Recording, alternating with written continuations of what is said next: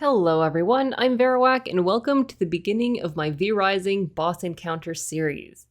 In this series, I'll show you my encounters with each boss and give you tips and tricks on how to defeat them. I'll also tell you which abilities I'm using and why. And also, as a general rule, I try to avoid fighting bosses in the daytime when fighting outdoors. The sun can be pretty annoying and deadly. So the first boss we're going to look at is the Alpha Wolf. So by defeating this boss, you unlock your wolf travel form, which increases your movement speed by 45% and lets you run amongst the wolves, but any damage you take will cancel the shapeshift. As for which abilities to use for this fight, well, you only have your starting abilities, which work perfectly fine. So you have Shadow Bolt, which is a ranged attack that deals 200% magic damage.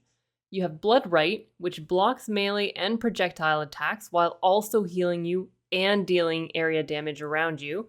And there's Veil of Blood, which lets you dash away, and it also causes your next primary attack to deal extra damage and heal you.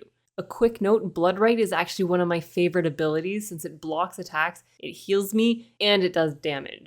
So the Alpha Wolf is the most straightforward boss there is. It basically has 4 moves. The first one is a bite attack, which is easy to sidestep out of the way. Basically, the wolf leans back a bit and then takes a bite right in front of it. The second is the lunge attack, where it lowers its head and then lunges in the direction it's facing. Again, it's very easy to just sidestep out of the way as soon as you see it crouch down or use your Blood Right to absorb the attack.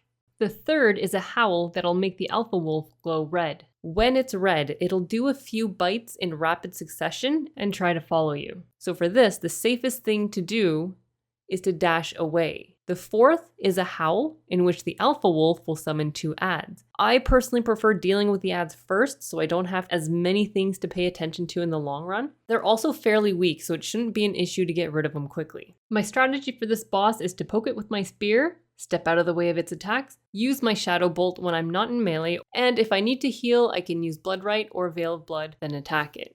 It's also nice to use Blood Right when there's the adds, so you do have that AoE damage when they attack you.